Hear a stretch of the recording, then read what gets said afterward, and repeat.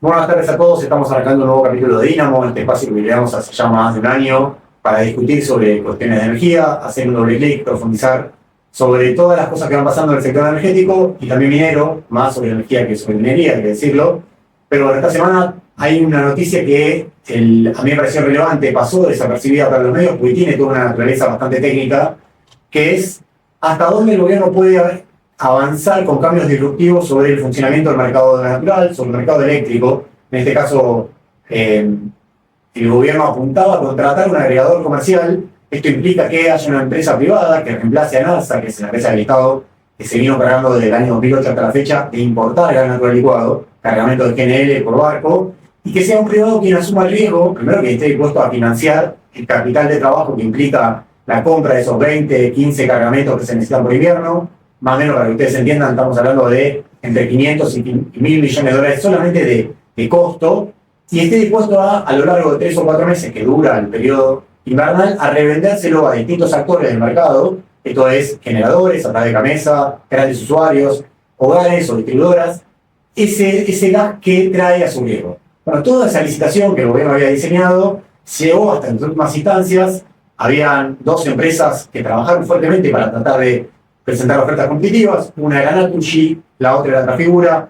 Naturgy era la que finalmente en una segunda ronda presentó el precio más barato, pero el gobierno desistió de adjudicar eso porque entendió que no era el año para poder avanzar con un cambio tan disruptivo, porque en materia de tarifas tiene un impacto, en materia de poder explicar bien la adjudicación tampoco se sentía tan sólido el gobierno. Entonces, Nico, estamos con Nico Arceo, con Nadia Sager. Nico es uno de los mejores consultores que tiene el sector energético en materia de integralidad, de entender cómo si tocas un botón de repente te afecta sobre otro segmento que por ahí no tenías visto. Si tenés que explicar a alguien que no entiende tanto qué pasó con esta licitación y por qué no se adjudicó, ¿qué es lo que dirías?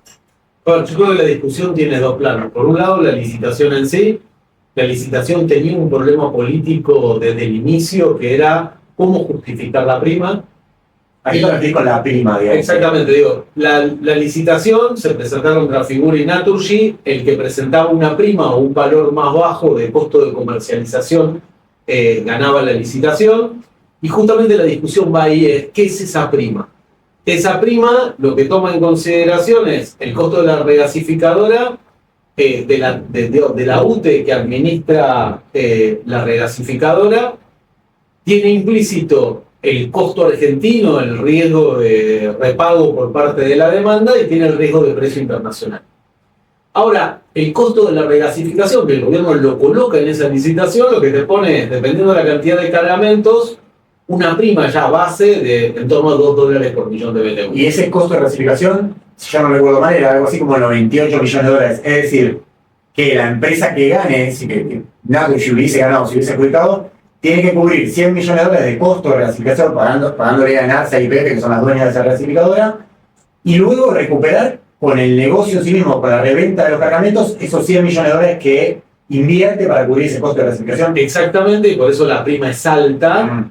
¿Y el problema cuál es? Y por qué le digo que hay un problema político de explicación. Que en realidad, cuando uno ve la prima de importación de NARSA del año pasado contra la prima que iba a tener el nuevo agregador, había una diferencia muy sustancial de más de $4 por millón. Más allá de que son primas totalmente distintas. O sea, ese es el punto. Es comparar peras con manzanas, ¿no? Digo, y el problema me parece que tuvo la licitación desde el inicio es meten la prima un montón de costos que antes estaban, pero estaban ocultos en las cuentas estatales, ¿no? El subsidio de NARSA que te requiere tanta transferencia para funcionar, y por ahí NARSA no te define, ok, esta plata, estos 100 millones de dólares lo usé para pagar el costo de regasificación, lo absorbe el Estado como pérdida, como subsidio, y nadie se enteró de él. Y tampoco el riesgo de precio, ¿no? Digo, NARSA compró en otros periodos históricos caro en algún momento y después bajó el GNL y una pérdida de precio, y eso no se vio, digo, queda adentro de las cuentas estatales. Excepciones impositivas que tiene NARSA creo que no paga IVA cuando importa GNL. Si lo compra un Naturgy o otra figura, tiene que pagar el componente de positivo. Sí, yo creo que igual el núcleo central del descalce es el costo de la regasificación,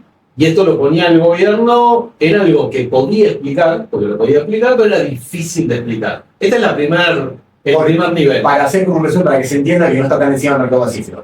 Si el gobierno tiene que explicar que para comprar un cargamento spot, poner un cargamento para mayo, pagás una prima de 40 centavos de dólar por millón de BTU, y después tenés que explicar que vas a adjudicar a una prima al agregador comercial que haga ese trabajo a $4.50, si no lo explicás muy bien, y lamentablemente hace 18 años que solamente primero que nunca está claro cuál es la prima que le pagan en ARSA, no se visibiliza eso. Ningún año se sabe bien ese número. Es información que tiene el ARSA, tiene el Estado, pero no es pública. Y si tenés que después salir a explicar que en realidad esa prima que le estás pagando al agregador tiene como costos ocultos el costo de regasificación, el costo de los remolcadores, el riesgo implícito de comprar en un momento y tener que revender 4 meses después, con todos los problemas que pueden pasar en Argentina mientras tanto, bueno, se hace complicado, creo. Sí, y después hay un segundo plano de la discusión que va más con la regulación del mercado de gas natural que inició el gobierno el año pasado, que es centralmente se asignó la mayor parte de la capacidad de transporte a distribuidoras. Esto lo que te iba a determinar es que las distribuidoras necesitaran algo de GNL, pero relativamente muy poco para el pico invernal del 2026.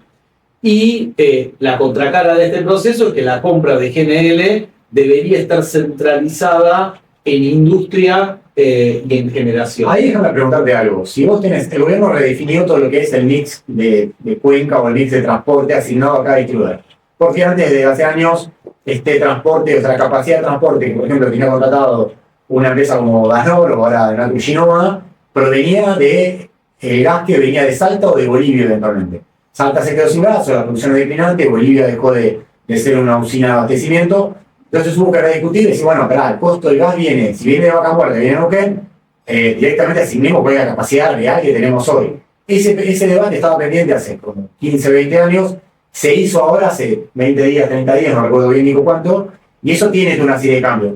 Yo lo que te pregunto ahí es, ¿por qué está mal darle la capacidad de transporte a la distribuidora sin la distribuidora, o por qué es conversable o discutible si la distribuidora es quien cubre la demanda prioritaria, digamos? Seba, no es que está mal, es una definición de política y de política pública. En definitiva, el que tiene estacionalidad en la demanda es la demanda residencial. El aumento del consumo en invierno lo explica en buena medida la demanda residencial y en menor medida usinas. E industria lo que tiene es un consumo relativamente estable a lo largo del año.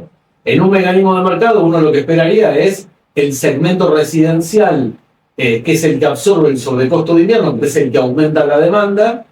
Claramente el gobierno lo que optó es trasladar ese sobrecosto al segmento industrial y de usinas, claramente protegiendo tarifas residenciales, pero que hay una paradoja, ¿no?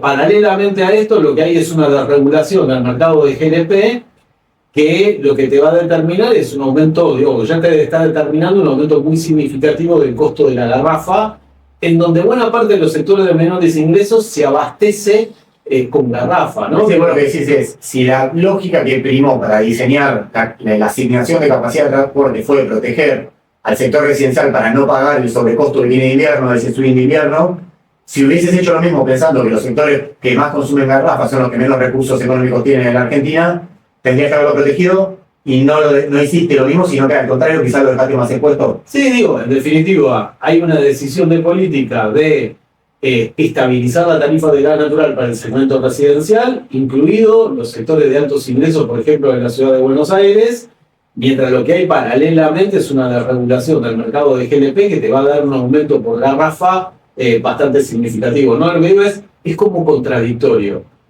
Por un lado hay mercado, para algunos hay mercado y para otros no hay mercado, y para parte de los que no hay mercado son los sectores de altos ingresos en la Argentina, ¿no?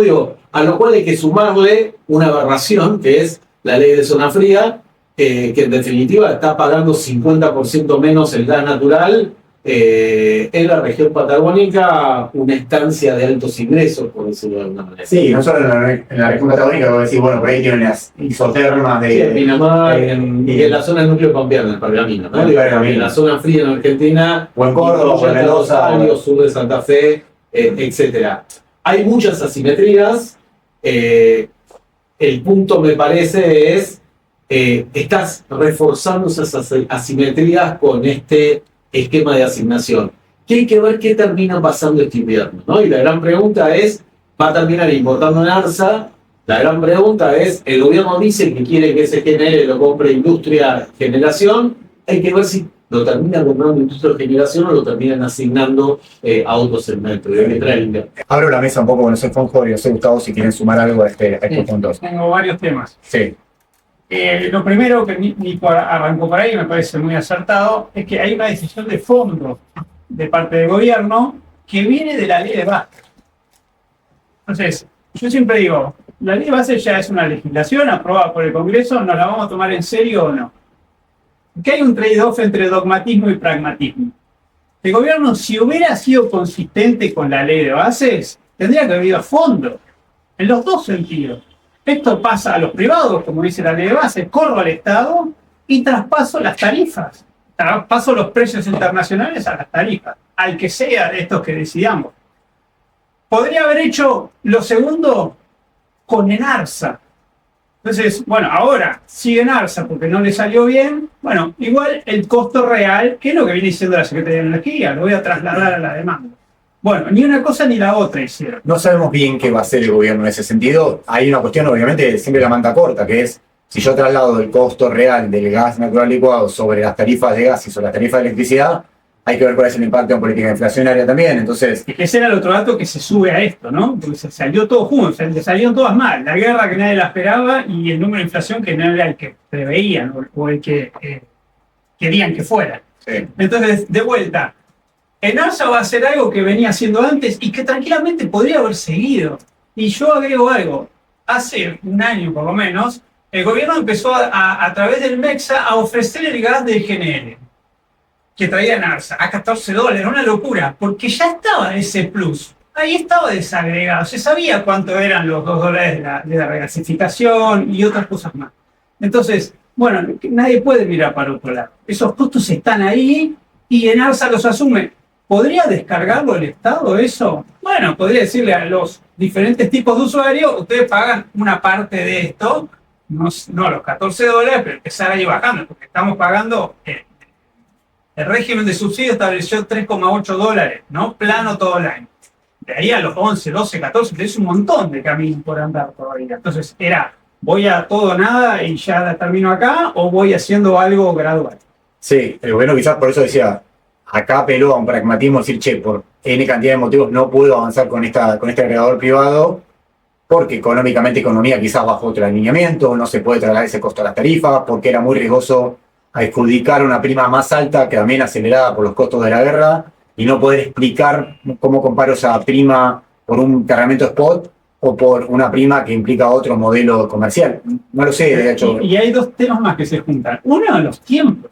O sea, no es lo mismo hacerlo con 8 meses de anticipación que hacerlo con 20 días para el primer cargamento. Entonces, quien te va a ofrecer, te va a llevar la oferta, también está viendo esto. Tengo que salir ya en un contexto geopolítico complejo a buscar los cargamentos. Entonces, no era el mejor momento en cuanto a la campaña. Podrías haber salido antes, se puede discutir eso. Tercer punto, ¿le ibas a adjudicar la oferta a alguien que está del otro lado de la mesa, que es un distribuidor? ¿No hay conflicto ahí dándole monopolio a alguien que importe todo el gas y que después sea uno de los que está del otro lado? El PNICO no lo preveía, no sé, Nico, si ahí tenés una posición sobre ese punto. No, yo no le veo tanta incompatibilidad. Yo no le veo tanta incompatibilidad a eso, porque en definitiva la compra por parte de la distribución está bajo el segmento regulado y las ventas son relativamente bajas. Es todo discutible, digamos. Tercer punto, la industria. La industria va al corte, no va a pagar esos precios. Entonces, o va el carbón, o va a otra cosa. Fíjate lo que está diciendo la UIA y todas las cámaras. A ver, lo que te diría también la Secretaría de Energía es que ahí Nico dijo algo, no sé si creo que Energía lo discutiría, ese criterio que es, si la demanda prioritaria tiene prioridad para el acceso a la molécula más barata en el invierno, va a terminar desplazando oferta del sector industrial y la oferta industrial va a tener que pagar el marginal, que en este caso es el GNL. Yo creo que María Tatamanti tiene ese tipo de interpretación. Nico explicaba otra cosa, otro criterio que también es discutible y tiene también que ver con que hace 20 años que estas lógicas no se discuten a fondo y no hay un consenso. A mí no me parece mal. Decir 20 años y en ese sentido está bien, porque la decisión es de 2004. Pasaron un montón de gobiernos, ¿no? Que decís, el sector residencial va a ser demanda prioritaria. Es una decisión de política pública. La podés cambiar tranquilamente, la podés cambiar A lo que voy es que en este contexto vas a más recesión. O sea, haciendo esa decisión ahora y pasando yo cuando sacamos el plan gas, la industria se quejaba por los $3.50. Bueno, ahora están 3.80, por ahí algunos tienen menos y lo vas a pasar a 12, 14. O sea, ese va a ser impacto en el sector. Por 45 días, te diría, amigo, bueno, solamente por 45 días, que cuando haces la media a lo largo de todo el año, como tenés más gas asociado y demás, como la señal de precio que bajó, por ahí termina pagando lo mismo o menos que el año pasado también. O sea, digo, los costos del sistema tendrían que bajar por el gas, eso está claro. No lo sé, pero dejame incluirlo a Gustavo, que lo veo ahí sintiendo. No sé si querés marcar algún matiz. No, yo creo que me parece bien lo que estaban diciendo y el punto importante acá es gobernar con restricciones. Entonces, de alguna manera, creo que hay que rescatar el hecho de que quieren alinear precios, ¿viste? Y eso es importante, porque antes tenías intervención por acá, intervención por allá y tenías precios totalmente desalineados. Ahora, al final del día, todos los gobiernos en Argentina eligieron la parte residencial como el eje. Y eso es voto, y entonces, de alguna manera, siempre tenías esa réplica de intervención. Y como veníamos escalando con la inflación, pese a que, si Dios quiere, el próximo mes da una bajada por debajo de 3, yo creo que tiene, no digo que esté bien, pero creo que tiene lógica política al menos la decisión de Jorge. Más todavía como un escenario global como el que tenemos. Entonces, vamos a tener que lidiar con eso por lo menos en los próximos meses. Realmente. Gustavo, ustedes lo que ustedes vienen viendo con la inflación de abril es que, según lo que están modelando y demás, es que está abajo desde ABC, ves que está abajo de... Debería empezar a mostrar, sí, ya a partir del mes que viene, va de este mes, ¿no? De abril, la inercia empezar a romper un poco lo que venía pasando. ¿Y podés ver algo más allá en los próximos 2 meses, 3 meses, o no? ¿Ahí sos más cauto para entender un poco cómo funciona? Mira, lo que nosotros estamos viendo de base es que el gobierno está llevando adelante una política de restricción. Y eso, por A o por B, termina impactando en términos de actividad que se ve, porque no es solo la cuestión esa de hay sectores que sí están en boom y otros sectores que están bastante rezagados, sino que de alguna manera presionas ahora un poco mejor porque la tasa empezó a bajar, pero de alguna manera vos estabas trabajando con un tasa muy positivo, fuerte, cosa que al final está acostumbrada. Y por otro lado, con una actividad que se estaba resintiendo, principalmente en sectores que tienen alta demanda de mano de obra. Entonces, a la larga, de corto, ibas a tener un poco de caída de actividad.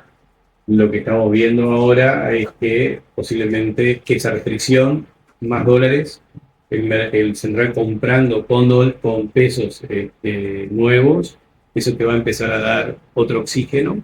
Posiblemente las restricciones empiecen a mostrar una caída de a poco, muy de a poco, en el índice de inflación, pero a través de arrastre 6, 7, 8 meses de subida, que obviamente no hablamos de números estrafalarios, pero a la larga pasaste de 1,5 a 3, o sea, lo duplicaste. Entonces, eso tiene impacto. Entonces, por eso creo que es importante también considerar ese marco, que son las restricciones arriba de la mesa, y vas al año que viene, a un año electoral, para elegir nuevamente presidente. Hay un punto que recién lo tocabas en el borde, o lo empezabas a silbar, que es el impacto sobre el nivel de actividad de algunos sectores. Hay un debate que no está del todo visible en Argentina, que es si Vaca Muerta tiene una plataforma de crecimiento suficientemente sólida hoy y produce 600.000 barriles y puede producir 800.000 barriles en 12, 18 meses y ir escalando, hasta dónde ese crecimiento te habilita o no, o te tracciona el desarrollo o el crecimiento de algunos sectores industriales o sectores de proveedores de servicios locales. A veces es muy fácil, es muy romántico decir, bueno, esto tiene que traccionar un montón de cuestiones, y la verdad es que Argentina tiene un montón de ineficiencia, de falta de competencia en un montón de segmentos. Lo que no está claro, y nosotros estamos pensando desde conocernos en ver si armamos un ciclo específico para discutir hasta dónde este desarrollo de Vaca Muerta o de la minería a mediano plazo puede traccionar el desarrollo de otras capacidades industriales, y hasta dónde debe o hasta dónde no debe hacerlo. Por ahí no corresponde, bueno, está bien, es una discusión. Pero ¿qué es lo que ves en ese plano, digamos? O sea, yo creo que, a ver, el primer tema, creo que lo estábamos hablando antes de entrar. Sí. Mucha gente asocia industria con dólar charla. Industria es mucho más que eso. No es solo metal mecánico. industria es todo. Entonces, ¿qué creo? Yo creo que Argentina, si vos mirás la generación de empleo y la generación de valor, por ejemplo, el sector del agro, una cosa es mirarlo frontera adentro, o sea, tranquera adentro, otra cosa es tranquera afuera. Y ahí, cuando agregas el sector de TICAPS, etcétera, te empieza a dar otro número. El sector de energía, el sector de minería también va a estar en la misma lógica. Entonces, ¿qué es lo que uno ve? De corto plazo son como islas que crecen, pero que todavía no logran traccionar todo el resto. Eso es real, porque si no, estamos viendo otra película. Pero de mediano plazo sí puedes tener un cambio importante, y creo yo ahí que lo que se está dando en términos de cadena de valor con respecto al sector petrolero, sector minero y otros sectores, al final del día hay un intento de lograr, por un lado, lo veo yo mucho, nosotros en ABC lo vemos mucho en la consultora con respecto a Vaca Muerta, y cómo los proveedores pymes y medianos miran a Estados Unidos y dicen, ok, ¿qué es lo que te dicen en reglamento? Dicen, ok, en Estados Unidos hace 10 años pasó. Por ejemplo, una de las cosas que yo siempre rescato es el cambio de la utilización de la energía que se está haciendo hoy en la fracción. Factor fundamental para hacer la baja. O sea, estoy pasando de diésel al dual fuel o al GNC. Eso significa casi bajar entre 4 y 6 dólares el costo de energía. ¿Cuántos fractores yo tengo en Vaca Muerta? 15. Ponele un poquito más, un poquito menos, depende de que algunos te dicen que el set con solo 20 bombas no es, vamos para el 15. ¿Cuántos tengo en dual fuel? 5. Todo el resto está en 10 entonces. ¿Y tienen las operadoras? Quiero empezar a bajar. Quiero ir a un esquema de lift cost, por ejemplo, todo lo que está yendo en la parte de los sauces, con la utilización del propio gas, para que, para que yo pueda utilizar eso como parte del PAM.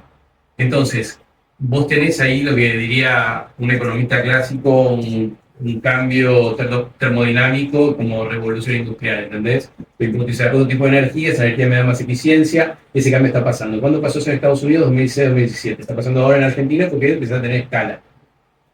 ¿Qué es lo que yo creo que es positivo ahí? Que el empresario dice, voy allá y veo lo que pasó, lo que está pasando, intento replicar, intento traer empresas con licencia, con acuerdos, etcétera, a desembarcar. Eso te trae eficiencia. Entonces, cuando un operador tipo UPF o Vista o Petrol ahora con el nuevo RIG que está queriendo poner arriba de la mesa, gracias a Dios, el nuevo RIG que puede tener el upstream colocado dentro de los proyectos, porque era un delirio no tenerlo, ¿no? Toda la cadena tiene que estar completa. Sí, pero ahí no te iba a preguntar de eso porque no estaba previsto, pero cuando vos me lo pregunto también, o sea, cuando uno diseñó esa política pública, el RIG al upstream, por ahí los precios eran 60, 65 dólares, sí, digamos, por barril. Hoy con estos precios, obviamente no puedes sacar una foto y decir, che, sí, la pregunta es cuánto va a durar. Y no lo sé, pero si los precios futuros tenés 10 dólares más de los últimos 3 años. No, pues es una industria que es como decir, ¿en qué vivimos? En la industria de los commodities. ¿Cómo ves? Sí, para mí es un debate interesante ese, porque yo creo que a la larga vos para potenciar tenías que ir con dos factores fundamentales. Uno, alinear precios, porque no podías vivir con esos precios alineados. sí. Y dos, tenías que, si vas a dar o crear una especie de burbuja, como era el RIGI, para el tema de infraestructura, y la energía es un marco fundamental, como puede ser también minería, los proyectos grandes, tenías que hacer la cadena entera. Porque si no, es como que al final del día yo tengo que producir gas para hacer GNL para exportar. Ahora, tengo que ser competitivo en términos de precio, no es que hay un mercado que dice, ok, no, está bien, pero digo, vos lo ponés para atrás y decís, doy los incentivos en toda la cadena, entonces estaba bueno y eso ayuda a los... Es súper discutible y está bueno, justamente hacemos este espacio para tener este tipo de discusiones, porque antes diría, ¿sabés quién fue el que habilitó la discusión en torno a eso? El propio gobierno, quien al principio, cuando uno hablaba con fuentes de Secretaría de Energía o del área energética del gobierno, te decían, mirá, si son proyectos que van a ocurrir, si el desarrollo de la ventana de Black Oil o de Shale Oil de Vaca Muerta va a ocurrir, porque ya las eficiencias están, la competitividad está, no necesitas darlo. Y por eso el primer RIGI sale al GNL y al gas natural en el upstream, pero no al petróleo. Después el gobierno interpretó que había que acelerar ese desarrollo y está totalmente en su derecho para hacerlo, incluyó también el petróleo. Yo lo único que digo es que desde que se saldó esa discusión de incluir al upstream y el petróleo hasta ahora, tenés. Tuviste un movimiento de precio, totalmente. Entonces, ¿eso hasta dónde? ¿Cómo fue? Probablemente un funcionario me diría, che, yo hago una política pública pensando en 15, 20, 30 años como este RIGI. Por lo menos 5. No voy a pensar en, bueno, está bien, pero fue un cambio muy abrupto, ¿sí? O sea, pero bueno. Ahora volvemos, Iván, porque me interesa eso. Nadie yendo aguas abajo. Antes fuimos aguas arriba y ahora vamos aguas abajo. En el sector eléctrico pasa desapercibido por toda esta agenda de cambios y de novedades más coyunturales, pero vos tenés una reforma eléctrica que se puso en marcha en noviembre del año pasado, que cambió la forma de determinación de precios tanto para la demanda como para la industria. La demanda pagó costos, si se quiere, más aplanados, o va a pagar costos monómicos más aplanados. La industria va a empezar a ver a partir de mayo costos de electricidad más altos. Hablábamos hace un mes, 2 meses, y vos decías, todavía no se está empezando a ver la señal de precios de electricidad en el mercado mayorista que habilite nuevos proyectos de inversión en tanto en renovables como en termoeléctrica. ¿Estamos en el mismo lugar o hay algún cambio con relación a eso? A ver, la reforma efectivamente arranca en el verano con precios muy bajos que dio una señal atípica, no se le esperaba al mercado. Y en realidad es razonable por justamente el comportamiento que tiene esta volatilidad asociada al mercado spot. Así todo, efectivamente ahora vamos ya, la demanda está como preocupada por justamente las proyecciones que hay para el precio de invierno, pero estamos hablando del mercado spot, ¿no? Entonces eso da las señales necesarias para en el corto plazo tomar decisiones. A mediano y largo plazo tenés que ver un poco más, o sea, con el precio spot solo no te quedás. Acá hay, todavía falta mucha normativa de definir y faltan cosas para desarrollar.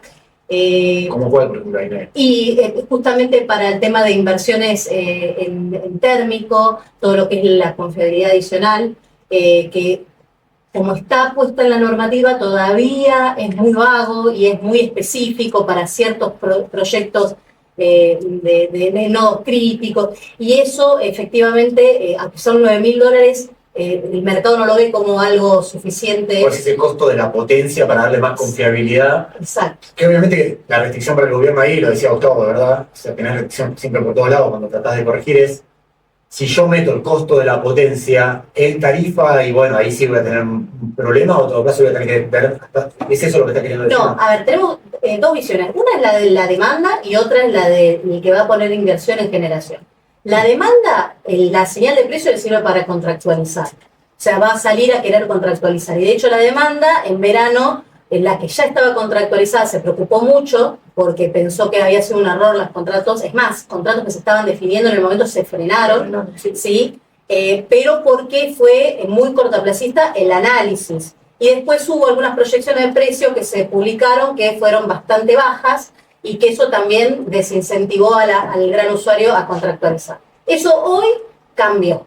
Hoy la demanda está viendo otras cosas, está viendo con la guerra, la volatilidad y la posibilidad de precios que superen los $100 el megawatt hora de energía. De hecho, la programación estacional, que estuvieron conservadores, están más o menos en ese orden, un par de meses, entre $80 y $100.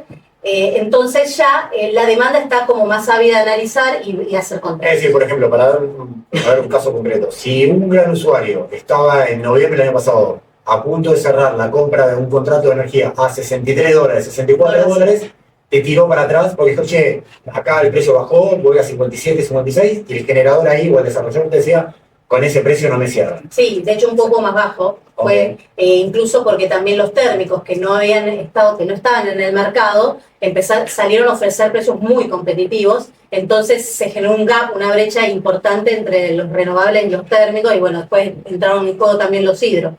Pero básicamente... Y hoy eso lo ves que se está empezando a ordenar. Eso se está ordenando, eso por ciertos costos, que no voy a entrar en profundidad, pero digamos ciertos costos nuevos que aparecieron en el sistema, servicios energizados, y un poco los análisis de afinar la punta al lápiz, y ya está un poquito, casi que te diría que entre térmicos y renovables están en un precio muy similar, cuando se den la cuenta completa, ¿no?, de todo lo que van a pagar, y el hidro está ahí bollando entre los dos precios más o menos, pero está mucho más cerca. Eso para el lado de la demanda. Ahora, cuando vos ves el lado de la generación, ya tenés que analizar, y es más, para los grandes usuarios, los contratos cada vez se achican más. Tienen contratos cada vez más de corto, ahora tienen de hecho más flexibilidad por la resolución 78 y todo con lo que es contractualización, así que eso, si querés, es hasta incluso para que no solo más de corto, ¿sí? Pero la generación que tiene que ver más largo, necesitas, por ejemplo, la térmica, que hoy es fundamental, que se empiece a avanzar por ese lado para lo que sería la reserva de capacidad, necesitas a más largo plazo y necesitas pago de potencia. Y ahí es donde todavía falta normativa y faltan números que den la señal necesaria. Claro, pero el gobierno definió $9.000 el megawatt hora mes para lo que es los costos de baterías. Digamos, te paga un plus cuando sumas confiabilidad. Sí, baterías y también es bastante, sí, laxa, le falta un poquito es laxa lo escrito y de hecho tiene que estar autorizado por la Secretaría de Energía, o sea que yo lo que le digo a mis clientes, digo, no vayas a tomar esto como válido hasta que no te sentaste y te digas, no, esto está aprobado y vas a tener. Y ahí hay un elemento que va a requerir mucho más análisis porque hay bastante reciente y de vuelta, siempre siento que la discusión en energía argentina es tan endogámica porque hay tantos temas para corregir, o sea, vas para adelante, vas para atrás, restricciones de un lado, manta corta, que a veces nos perdemos de vista la imagen regional o la global. Bueno, obviamente cuando tenés una guerra como la que tenés en Medio Oriente es más fácil tomar lo que está pasando en el exterior, pero si no, por lo general la tendencia nuestra es a mirar lo que está pasando. Cuando uno mira a Brasil avanzó con una licitación muy ambiciosa en materia de energía, de instalar cerca de 20.000 gigawatts o 20.000 megawatts de energía térmica, no sé si hay algo renovable, y cuando ves los precios que se recibieron o que Brasil está dispuesto a pagar, ves precios de más de $30.000 el megawatt mes, perdón, o hasta 40.000, digamos. ¿Y cuánto la Argentina va a tener que tomar? Porque si el socio grande del Mercosur, el jugador grande, está saliendo con 20.000 megas, con un contrato a 10, 15 años, como tiene Brasil, y te está convalidando otros precios, el tecnólogo que está en Brasil, está en Argentina, te va a decir, che, bueno, esperá, analicemos, fíjate, si Brasil está dispuesto a pagar esto, uno puede pretender pagar 9 o 10 o 15, o sea... Claro, acá son 9 más, bueno, si te los dieran, más lo que te pagan los $12 por megawatt hora la remuneración de la potencia, son más o menos unos $15, Okay. 15.000. Sí. A ver, nosotros tenemos como referencia la Tercom, que han rondado los $20.000. Hoy, acá en la Argentina, con los $15.000 no cierran ningún proyecto térmico, y más en el contexto internacional, con el tema de lo que es la tecnología y la exigencia que tiene a nivel mundial, con todo lo de los data centers, todo. Con tanta demora en la entrega de turbinas para data center. Vos acá tenés el problema de las turbinas con la demora, el problema del transporte y la adquisición de gas para llegar hasta la central, y tenés después que asegurar que tengas despacho. Entonces tenés que lidiar con todo eso y tenés que un precio de repago de potencia muy bajo. Entonces, no termina de cerrar. Estamos hablando que si llegáramos a entre 20 y $24.000 el megawatt, ahí podrían estar más o menos, pero el precio de la tecnología cada vez está más caro. Nico, ¿querés agregar algo cuando profundizar un poco sobre este tema? Porque para mí el gobierno tiene pendiente, hay dos segmentos que el gobierno intentó avanzar y no pudo todavía, que es la ampliación del sistema de transporte en alta y media tensión, que ahí tiene una licitación pendiente para ampliar AMBA 1 y otras líneas más. Y la parte de generación, el parque termoeléctrico que tenés, que sobra gas durante buena parte del año, pero no tenés ningún instrumento, ninguna iniciativa en cabeza del Estado o en cabeza público-privada para ampliar la potencia termoeléctrica. El gobierno está trabajando en una licitación bajo un esquema de servicio de confiabilidad, pero todavía no hay mucha claridad sobre qué quiere hacer ahí. Y vos, mientras tanto, tenés que Brasil te licita y te pone este precio, como por lo menos te setea el mindset de lo que está pasando con un precio muy alto. ¿Cómo te pega eso? Cuando lo mirás de Argentina como policy maker, ¿qué ves ahí? Bueno, la gran restricción que tiene hoy Argentina es transporte en extra alta tensión, ¿no? Digo, resuelto el problema de transporte en extra alta tensión, seguramente deberías tener incorporación de renovables en el marco de la reforma eléctrica, centralmente porque el mercado spot le da un precio piso al renovable relativamente alto y mucho más alto de lo que daba el mercado spot en el esquema anterior. Ahora, también tenés un problema dentro de la demanda, es si vos ves a lo largo de la última década, cómo, digamos, a lo largo de la última década Argentina expandió más o menos 35% la capacidad de generación, la potencia instalada, que aumentó casi un 35% la demanda en pico, pero la demanda de energía eléctrica te creció el 7 u 8%, la demanda media. Digo, lo que se está viendo en Argentina es, en un contexto de una década de estancamiento económico, larga, desde 2010 en adelante, La demanda media de energía te creció muy despacito, pero la demanda en pico y sobre todo después de la pandemia te creció a tasas muy pero muy significativas. ¿Eso que implica? Necesitas cada vez más potencia de base térmica para abastecer el pico de demanda. ¿Cuál es la respuesta del gobierno a eso? Instalar baterías, Alma GBA, Alma SADI, que se va a instalar a lo largo, digamos, se va a adjudicar en el mes de junio y julio de este año, y claramente lo que queda pendiente es la incorporación de potencia térmica. En mi opinión, la reforma, la resolución 400, lo que te permite es dos vías. Una vía privada, esa vía privada no da un precio lo suficientemente atractivo para incorporar potencia, pues centralmente te valoriza un ciclo combinado nuevo a 75, 80 dólares por mega, no amortizas un ciclo con los costos hoy de la tecnología en un plazo razonable y a una tasa de descuento como la que en general sucede en la Argentina, con lo cual la ampliación térmica va a estar limitada a la celebración de contratos PPA, como se expandió la capacidad de generación térmica en la Argentina. Es un instrumento para el gobierno que a este gobierno no le gusta. Bueno, yo iba a eso. Si el gobierno no quiere usar ese instrumento, yo veo bastante dificultoso, lo que diría de una probabilidad de ocurrencia casi nula, que haya inversión privada en grandes ciclos combinados térmicos en la Argentina. Ok, pero ponele que vos tenés una curva ahí de aceptación con el gobierno, con una primera gestión de Eduardo Pérez Chirilo que era sobre ideológica, con el diario El Lunes, digamos, diciendo, no, esto lo resuelven los privados, generadores, distribuidores, grandes usuarios se ponen de acuerdo y arman un nuevo ciclo de 600, 700, 800 megas. Eso no pasó, no parecería que fuese a ocurrir. Ponele que el gobierno te dice, no, bueno, ya entendí que tengo que ir a un contrato PPA, 10, 15 años, con alguien que le dé garantía, puede ser Camesa, puede ser, pero tiene que haber alguien que dé esa garantía. Ya se te suma una segunda variable que es, vos anulaste una licitación como Terconf, que tenía $24.000 megawatt hora mes, porque era cara y porque no te gustaba el modelo, lo que sea, está muy bien, estás en tu derecho, pero lamentablemente cuando fuiste a buscar el diario El Lunes, te ponen una mano en las cartas que una guerra en Medio Oriente que te careció los costos de energía, el auge de los data centers de Estados Unidos, que todas las turbinas tienen 2, 3, 4 años de entrega. Entonces, ¿cómo resolves eso? Digo, con el diario del lunes, claramente sí. El no avance con la Talcom sí. Fue un error. El mundo cambió en materia de energía eléctrica en los últimos 2 años.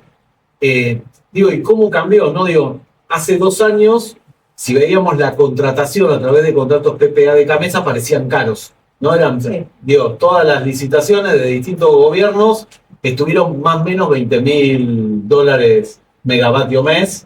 Hoy eso es un número extraordinariamente barato en un mundo en donde la demanda de energía y de turbinas térmicas se disparó. Okay. Y claramente va a ser mucho más caro incorporar potencia térmica que vamos a tener que incorporar. Y yo creo que tarde o temprano gana el pragmatismo y tarde o temprano vas a tener un contrato PPA garantizado de alguna forma por el Estado. Si no, es muy difícil que funcione. La mesa acá, esta parte eléctrica. 3 temas. Uno, no solo diste baja de esa licitación que estaba armada, sino que también tenía un segundo tramo de un gasoducto que podías cambiar la traza, hacer algo. También lo frenaste. Tardaste en aprobar la iniciativa privada y no llegaste para estudiar. Sí, frenaste el gasoducto en el marco de frenar toda la pública, no es que puntualmente Bueno, pero estos son los efectos. Digamos, parece que fueron inocuos. Estos son los efectos. No, encima de ese gasoducto te quiero leer algo. O sea, fíjense lo que fue el Open Season ahora, impresionante la convocatoria que tuvo. De casi 5 millones, hubo ofertas por más de 30. Lo que se hizo TGS para evaluar cuál era el requerimiento de demanda del mercado. Ya las ofertas que hubo por la parte de prepago, que era 4,8, casi 5 millones de metros cúbicos por día, hubo más de 30 millones de ofertas. Sí, ahí hay algo interno también que yo nunca entiendo. Lo armó creo que la primera vez el esquema de Open Season del Val. Te licito 12, pero como después bueno. No vas a poder adjudicarme eso, entonces sobre aumento. Pasó con Chevron. Sí, pasó con el caso Chevron, entonces busco 5, pero en realidad busco 30, porque después la fórmula polinómica de adjudicación depende con cuánto, medio complejo, no sé. Sí. No sé cuán representativo es a eso del nivel no sé, Nico, si hay que meterte en ese tema o... Bueno, yo coincido con Nadia que salió mucho mejor la licitación de TGS de lo que uno pensaba antes. Claramente el prorrateo infla la oferta, pero hubo demanda para 5 millones de metros cúbicos día, que era lo que estaba en juego. Un tema de las líneas de alta tensión, pero para que entren los nuevos proyectos de estas líneas, otro de los aspectos donde está avanzando el gobierno es la licitación del Transener. Volvemos a Enarsa nuevamente y esta decisión de correr a Enarsa, más allá de que eso puede ser opinable, uno podría pensar en instrumentos novedosos. ¿Por qué ahí el gran operador en alta tensión puede tener algún rol en expandir las líneas? Podemos ahora, si hay inversión privada, porque a esto apunta el corrimiento de Enarsa, bueno, que venga un gran jugador y que, no sé, vía tarifa, vía un ticket, no sé, alguna forma, el gobierno acaba de aprobar mecanismo de contrato de obra pública. Bueno, ¿cómo se va a instrumentar? Contrato de concesión de obra pública, que a veces confunden como hasta dónde es obra pública. Sí. No es parecido a lo que es el contrato de obra pública. Una pasión, los contratos COM, los viejos contratos sí, COM. Sí, porque a veces se confunde. El contrato de obra pública requiere una partida presupuestaria asignada de antemano del Estado Nacional y justamente esto no funciona así. Ahí, Jorge, te pregunto, digamos, porque esto no lo hablamos nunca. Y ya es tarde para hablarlo, porque la licitación está terminada, se abrieron los sobres, hay que ver económicos, hay que ver si finalmente mi información es que esa obra va a quedar para la UTE entre el grupo Edison Energía y el grupo Geneia, el grupo Brito, para decirlo de alguna manera, pero puede ser que haya para otra oferta más competitiva. Pero ahí el pliego preveía que ninguna empresa con control o vinculación con un Estado pueda participar de esa licitación. Eso no se discutió tanto, digamos. O sea, obviamente que en un gobierno como el de Javier Milei, que tiene una visión ideológica libertaria, que no le gusta el Estado como herramienta de gestión o demás, dice, bueno, acá hay una definición que no queremos el Estado. No sé si estuvo bien, mal, o sea, cuando uno ve, tuviste 3 ofertas nada más por un activo lindo como Transener, estratégico para todo el sistema, solamente 3 ofertas, tuviste menos ofertas que las represas hidroeléctricas. No sé, a mí me hubiese gustado que haya más ofertas ahí. Cuando uno se pone a pensar quién podría haber ido, la mayoría son empresas que tienen alguna relación con los Estados. En Colombia hay una empresa grande, en Brasil mismo, digo, lo podría, ni te digo China, digamos, pero digo, eso estuvo bien, no lo hablamos eso, digamos. Me parece que primero no te están respondiendo tus aliados estratégicos, porque no están llegando inversiones americanas. Inversiones constantes y sonantes no están llegando, salvo algo continente, algo muy, muy puntual, no está llegando. Segundo, la respuesta es el mandarín. No tienen otra salida. O sea, ¿por qué por qué estás discriminando a empresas que tengan vinculación estatal? ¿Cuál es el problema? Bueno, el mundo, yo te podría decir ahí, y está buenísimo porque lo relacionamos con lo que hablamos con Gustavo antes, es el mundo hay países que están tomando una postura muy defensiva con China, por su posición predatoria sobre los mercados. Estamos hablando del mismo gobierno que abre todo. Bueno, por eso te digo que está bueno de este tipo de discusiones, digamos. O sea, pero eso con relación de lo está mirando Dinamo, un industrial, te decís, pero escúchame, si me estás abriendo todo el mercado, yo no puedo competir porque no puedo competir con China porque tiene tal situación de competencia que yo no tengo. Bueno, en esto el gobierno dijo, yo no quiero que venga State Grid chino, en una empresa de transporte más grande del mundo, a quedarse con Transener. Bueno, no sé, no se discutió públicamente por qué sí o por qué no. O sea, sí, y hay un costado que todavía recién está apareciendo, que es que no nos gustaban los empresarios amigos del poder de 20 años para atrás, ojo con los que vienen ahora. Sí, son los empresarios que tenés, o sea, son los que están en Argentina, te pueden gustar o no. Pero algunos tienen una trayectoria que otros. Sí. Tienen más backup, tienen, digamos, una estructura y un conocimiento. Sí. Digo, los advenedizos, ojo con esto. Pero fíjate que está bien, pero eso es interesante, pero yo vuelvo. Ojalá en algún punto hubiese más empresarios locales que estén dispuestos a entrar en los activos energéticos. 3 ofertas tuviste por Transener. Una empresa que tú tenías $200 millones de Bitcoin, corrígeme cualquiera, digamos, o sea, y sin embargo, 3 ofertas de 3 actores recontra establecidos en el mercado, como Edenor, Central Puerto y el grupo Edison, que se armó hace el año pasado y que tiene una vocación, obviamente, recontra establecido. Ahí me das letra, porque yo soy director de Transener. En Transener tenés una alianza público-privada. Desde hace años, desde hace 2009 para acá. Sí. Esa cohabitación funcionó. Ahora hiciste la RTI, que estaba demorada, está muy bien lo que hizo el gobierno, le diste tarifa, no era necesario sacar a NASA. Es una decisión ideológica y está bien. Pero Por ahí, bueno, y no te resulta, digamos, es decir, solo tres. bueno, si obtenés, si de los tres uno te paga lo que creíste que te iba a pagar, yo qué sé, son discusiones que a veces pasan de largo. Porque Pero a lo que voy es, por 200 millones de dólares, te estás sacando de encima una herramienta estratégica, como Estado. Por ahí decís, no, yo no solamente la quiero regular, no la quiero manejar. Sí, de vuelta, son debates recontra interesantes. Lamentablemente lo estamos dando a posteriori y que el proceso ya está recontra avanzado, por no decir concluido. Pero bueno, si hacemos este paso como Dinamo, yo voy al punto para tratar de dejar el cierto paso. también, como que Bueno, pues no creo, en ese caso me parece que déjame terminar algo de lo que dijo Nico, me parece importante de GLP, de garrafas. Sí. 45% de la población usa garrafas, involucra conurbano, involucra Mesopotamia, involucra Patagonia, Tierra del Fuego. Entonces, es crítico. Hay gente que tiene una chacra y lo usa también, ¿no? Pero mucha gente que es su medio de calefacción único. Ahí vos lo que tenés es la doble en eso.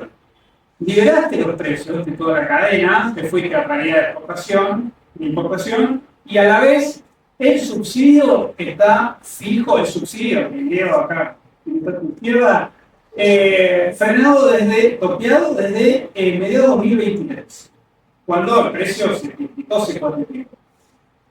Pero ahora el gobierno sacó el esquema de subsidio energético focalizado. Y una partecita menor al final de todo era garrafa. Faltaba que la Secretaría de Energía lo reglamentara. Y acaba de salir. Es una garrafa en verano y 2 en invierno, de eso el 50%. Por lo cual te queda una garrafa en invierno. Y sacó 2 criterios que estaban antes, que era cantidad de usuarios por familia, cantidad integral de la familia, no en un hogar, no es lo mismo una familia de 2 que de 5, y el tema geográfico. No es lo mismo estar en medio de la Patagonia que en Buenos Aires que en el norte. Eso lo elimina. Entonces te queda una garrafa en invierno, no importa cuántos familiares sean y dónde esté el hogar.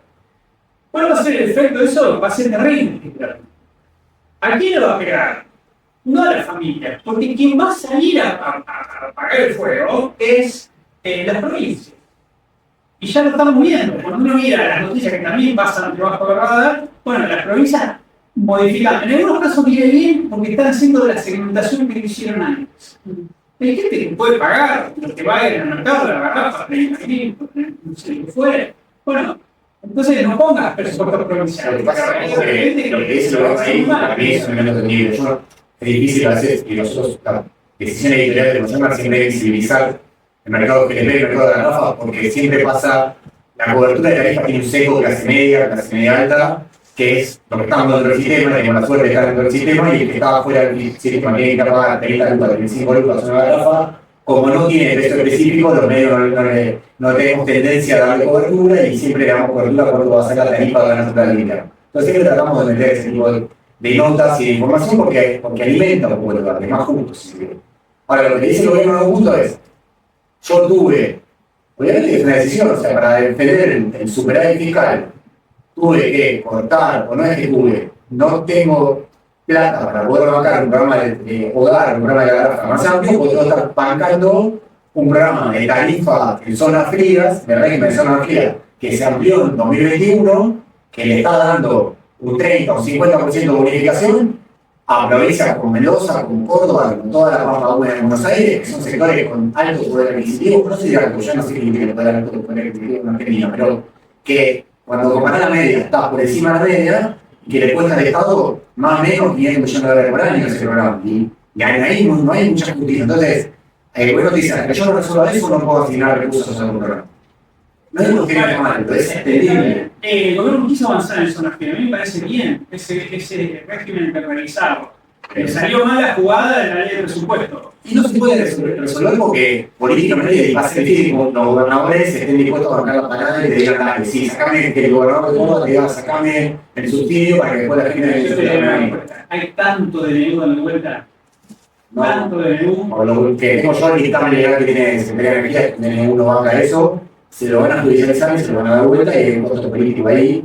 Pero bueno, déjame primero, Gustavo, en todos estos temas que hablamos de electricidad, de esto, no sé si hay alguna pregunta que quieras tocar, Gustavo. No, a mí me parece que sido con la mesa sabe más que yo de esta parte, pero creo que un punto importante es, recién cuando digamos que política pública para Radio Dorado es muy segmentada, ¿verdad? Entonces, la política pública tiene relación con esto, la política pública tiene relación con lo otro, y creo que hay algún, por lo menos, intención de parte del gobierno de desarmar mucho de lo que es política pública segmentada, específica, por lo que serían 3, 4 tanques de guerra, ¿viste? Y todo el resto hacerlo. Entonces, ahí creo que hay un punto que como que tendríamos que analizar es cómo compensar.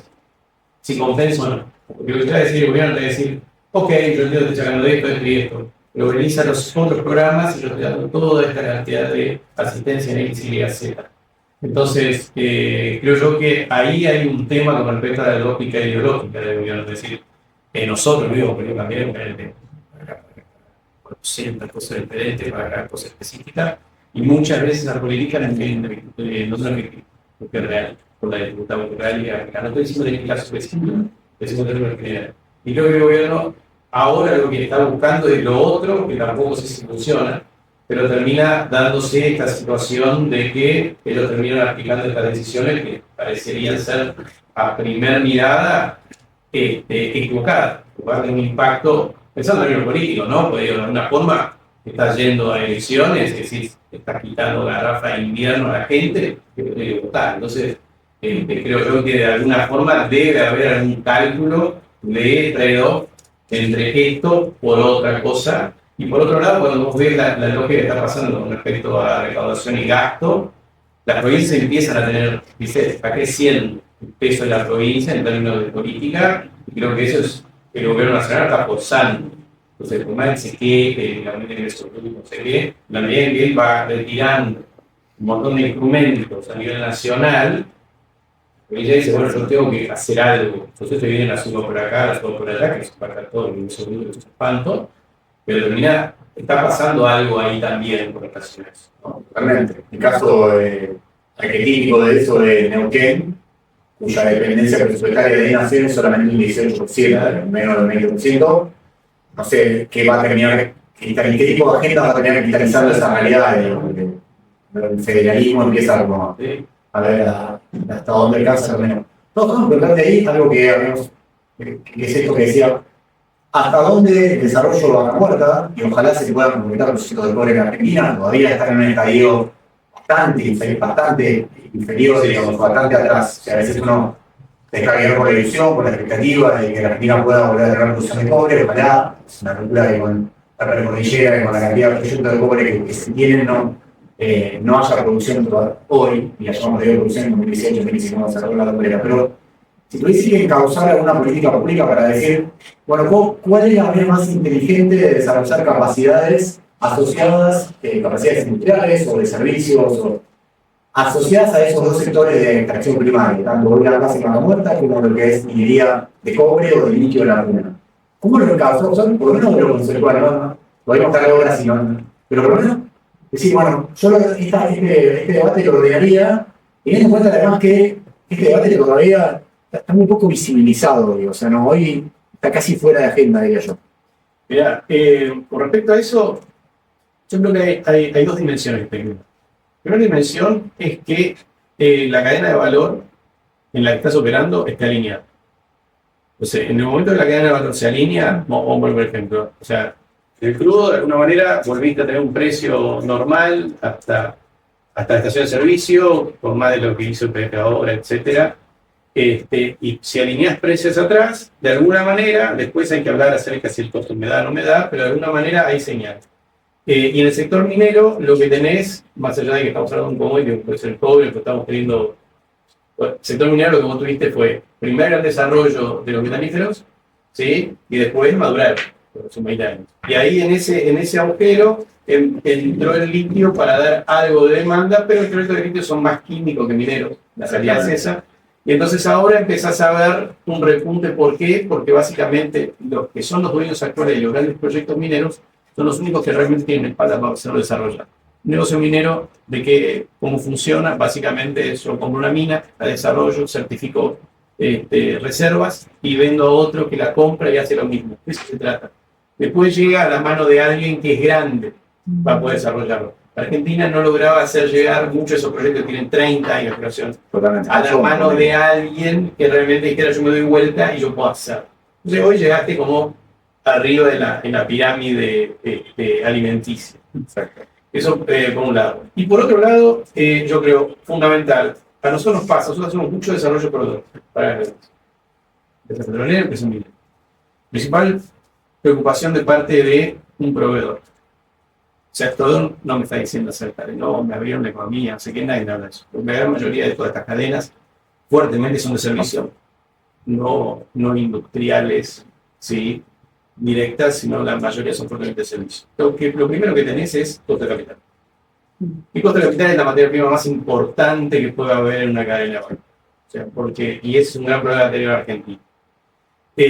¿Por qué? Porque cuando vos tenías un costo de capital, porque tenías una tasa ultra subsidiada, entonces trabajabas con tasa negativa, no tenías la cadena en términos de precio totalmente alineada muchas veces, entonces una cosa no andaba con la otra. En este momento, ¿qué pasa? Vos estás en un marco de un régimen nuevo en el cual la tasa va a ser positiva. Bienvenida a este mundo, como en Brasil. La tasa es positiva y va a ser positiva, etc. Entonces, si vos planteás una política pública en términos generales, yo te diría que el punto más importante no está ni en establecer un compre local, un compre nacional y todo eso, que muchas veces genera incentivos cruzados, sino que lo que tenés que lograr es que el costo para que esa empresa que quiere desarrollar el servicio, sea cual sea, tenga un costo de capital muy barato, que es la materia prima esencial, un acceso a tecnología, con lo cual tenés que tener. No te hablo, voy a tomar una cosa que seguí con la mesa. O vos lo dijiste. No, Milei abrió la economía. Yo agarro el MSM, un tema de arancel, para traer cosas de afuera, hasta donde yo sé, el Mercosur sigue en el mismo lugar donde está, siendo uno de los mercados más cerrados de la región. Lo que vos no tenés ahora, y antes tenías, era una diferencia entre el tipo de cambio oficial y paralelo que te daba una protección que era brutal. Entonces, eso hoy, estás con lo que es el Mercosur. O sea, estás en la misma lógica y, obviamente, un esquema impositivo que es un delirio en términos de presión. Pero, entonces, cuando vos decís eso, ¿qué es lo que el empresario nos dice? O sea, presentarnos, lo hacemos, rondas con empresarios de un montón de ciudades que son los que van a terminar haciendo la demanda, empresa desde, no sé, el que da el servicio de transporte hasta el que te da el servicio de fractura, el que está proveyendo bombas, el que arregla las bombas, etc. Yo necesito en primer lugar un costo de capital que sea afrontable. Después te voy a decir, el segundo punto es, necesito conseguir un soldador con certificación. Conseguir gente que esté calificada, por eso está bien lo que dice el PDP con respecto a con otros, para preparar a la gente, y eso pasa si terminó con el Instituto de Formación Automática. Porque es real. Entonces, ese es el segundo punto, ¿sí? Y después, el tercero, quitame la presión impositiva de arriba. O sea, eso es política, yo te diría política pública. Mi forma de verlo. Grandes errores fiscalistas en el pasado es querer encontrar campeones nacionales, definir que este segmento es ultra estratégico, entonces no tengo que proteger o no sé qué historia, y después terminas teniendo grandes vacas sagradas que no se pueden tocar. Y eso termina impactando en la capacidad de desarrollar los proyectos que sean competitivos. Entonces, me parece que por ahí va el marco, si vos tuvieras que hablar, y creo que cualquiera de los proveedores te diría, ok, si ya me das eso, o sea, decime de dónde filmo. Ahora, está buenísimo el recuento que haces. En esos tres ejes, si saco la foto hoy, que obviamente que esto es un devenir y no se paga la foto. Sobre todo, lo que te expone mucho es un tipo de cambio relativamente barato, por no decir barato, o sea, 1.400 pesos, y para importar, más allá de que tenga un arancel de Mercosur y demás, sigue siendo un tipo de cambio digo, para el productor industrial es caro ese tipo de cambio y para importar es muy barato, entonces tengo un incentivo ahí. Y por otro lado, la estructura de costos de la industria o del proveedor local, este es el tercer punto que marcabas, un componente impositivo que sigue siendo alto. Entonces, vos me estás abriendo, más allá de que tenga la protección del Mercosur, que eso no lo tocaron, o que no se tocó en forma sustancial, pero al mismo tiempo es un tipo de cambio que te incentiva mucho la importación y yo sigo teniendo los impuestos del componente impositivo que sigue siendo muy alto cuando comparo contra alguien de afuera. ¿Eso te preocupa o no? Es verdad, pero si yo veo el componente en términos de la cadena de valor, más del 70-80% es servicio. Estamos claros, porque si no, estamos hablando de cosas que no son. O sea, entonces, el servicio tiene que ser competitivo, porque si no, después viene la operadora, viene tal, y me dice no me cierra. O lo que pasa más seguido, que es, en la cadena de valor lo que termina pasando es que la empresa tractora, no importa de qué cadena sea, dice, yo tengo que bajar costos. Necesito bajar costos porque vivimos en un mercado de commodities tiene ciclos, y si te impacta un ciclo negativo, yo necesito bajar costos. Y el gran problema es que lo que termina es haciendo y presionando hacia aguas arriba. Presionar, porque está.